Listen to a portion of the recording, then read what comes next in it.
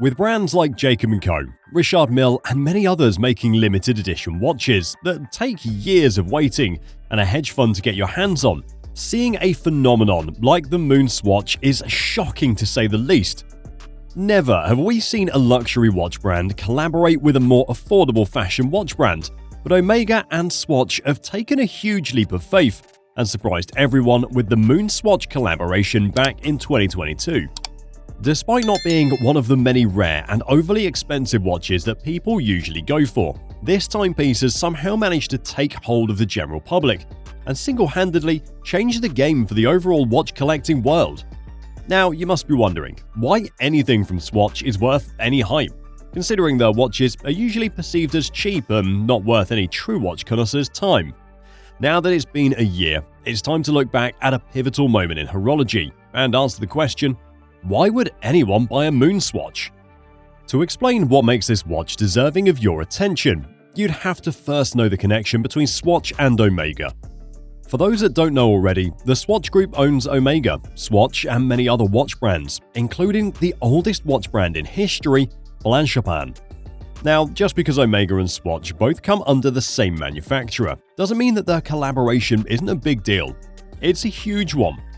Nobody could have ever perceived a luxury watch brand taking a risk as big as this. There's a lot that goes into the Omega brand, and they're a giant in the luxury watch world. Naturally, most would believe that a brand like this has no business creating a cheaper watch for the masses, and many would even call it a mistake. Somehow, Omega has proven otherwise. So what exactly is the Moonswatch? A collection of timepieces with 11 color options, the Moonswatch sports the iconic Speedmaster design we've all come to know and love over the years. All the color options are based on different celestial bodies within the solar system, such as the powdery pink version called Mission to Venus. The collection includes pieces dedicated to the sun and the moon as well, and all the color options have a unique and, dare we say, highly fashionable color scheme. The dial measures at 42mm with a lug-to-lug distance of 47.3mm and a thickness of 13.25mm. It includes a tachymeter bezel, 3 sub-dials, and super luminova hands and markers to give it the signature Speedmaster look. The sub-dials consist of 3 chronographs that include a 1/10 of a second counter, a 30-minute counter, and a 60-minute counter. The case is made of a material called bioceramic, which is basically 2/3 ceramic to 1/3 bio-sourced plastic, derived from castor oil, according to a press statement by Swatch. Fortunately, bioceramic is lightweight, scratch-resistant, and hypoallergenic, so even though it's essentially plastic, it's not the cheap plastic that you'd expect from a kid's toy watch. As a little cherry on top, the watch is also water-resistant for up to 50 meters. Now, after listing all these features, it's easier to understand why people were lining up in droves outside every Swatch outlet back in 2022. The Moonswatch essentially provides the average person a much cheaper alternative to the Speedmaster, which starts at $700. In comparison, the Moonswatch is only $260, which is almost nothing in comparison. Omega has provided the opportunity for people to buy a watch with an iconic design, with the branding of one of the biggest watch companies out there without breaking the bank. With a plethora of color options, anyone can buy multiple versions of the Moonswatch and still not have to pay the same amount as they would if they purchased a genuine Speedmaster. It's a conversation starter and gives an entry into a rather exclusive club to a much wider audience. Does that make the Moonswatch worth it though? Well, that depends. There's no doubt that it is a really good-looking watch that achieves its purpose aesthetically. On the other hand, the materials used aren't really high quality. The strap is a basic Velcro band with a plasticky feel to it that resembles watches that cost under $100. The bioceramic isn't very durable either, as there have been a number of alleged complaints about some portions of the watch actually breaking after only a few weeks of wear. According to the rumors, the pushers on the side have popped off for many people without even taking much of a hit, and the case itself is so lightweight that it doesn't even feel authentic. Even if it is cheaper than the Speedmaster, it's still over $200, and that's not something everyone has on hand. For that price, there are many better options out there that are made with much higher quality materials and have a much better chance of staying intact after being worn a few times. Omega haven't really succeeded in making the watch hype sustainable with such poor quality on the watch itself, and nearly everyone who lined up for hours to buy it have probably been left disappointed with how much it lacks in overall quality. However, marketing-wise, the Moonswatch is a major win for Omega. Despite all of the skeptics and naysayers, this is a genuine strategy on their part. They're racking up an audience of new watch enthusiasts who'll probably buy more Omega watches in the future.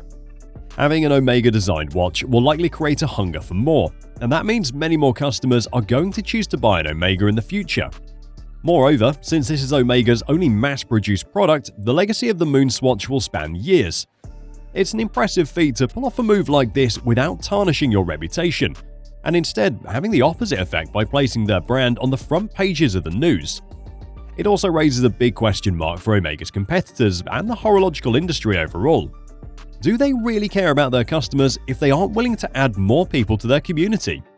Are all watch brands built on the facade of being exclusive? Is the exclusion really favorable for these brands when having basic options at a cheaper price is more likely to be beneficial rather than problematic? With Omega raising so many eyebrows with the release of this timepiece, it's certainly marking a point in the history of watchmaking that will shape the way the industry functions for years to come. It seems that Omega considered all aspects of what would happen by releasing the Moonswatch. The timing was particularly well thought out since it was released only a week before Watches and Wonders last year. With the Omega name and Speedmaster buzz making headlines, it shifted a lot of attention to Omega and actually increased their sales of the authentic Speedmasters beyond initial expectations. From a business perspective, this sort of bold move wasn't necessary. Every watch brand has lost a significant portion of market share to Rolex in the past couple of years, and Omega in particular took a significant hit from this because they lost their second position to Cartier. The release of the Moonswatch has shifted the odds in Omega's favor, since they don't have another Bond film coming out for some time, meaning they need new ways to market their brand. From that angle, this risky maneuver of pairing with a fashion watch brand like Swatch is exactly what was needed to get people talking about Omega once more. Taking a hard stance on the Moonswatch matter is tricky. It's easy to understand both sides of the argument, since the Moonswatch clearly has benefits for Omega as well as consumers. The watch isn't really an Omega watch though. It is in every aspect, except the design, a Swatch timepiece. Hence, it's important to adjust your expectations accordingly. This isn't a luxury brand collaboration that has produced the next revolutionary watch. The innovation lies on the business end of things, not the engineering or manufacturing. The Moonswatch is an indicator that things aren't going to remain as they have in the past. The current state of the world demands new ways of thinking about things, and that includes thinking about younger or newer consumers. With more and more people becoming informed, it's important to capitalize on a segment of the population that's not being tapped into previously. Either way, the Moonswatch should make everyone excited about what's going to happen in the future. Omega is changing their tactics, and a big brand like theirs making such bold moves opens up the space for other brands to follow suit and respond in similar innovative ways.